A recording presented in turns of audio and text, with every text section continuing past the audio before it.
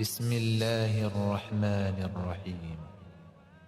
والسماء والطارق وما أدراك ما الطارق النجم الثاقب إن كل نفس لما عليها حافظ فلينظر الإنسان مما خلق من ماء دافق يخرج من بين الصلب والترائب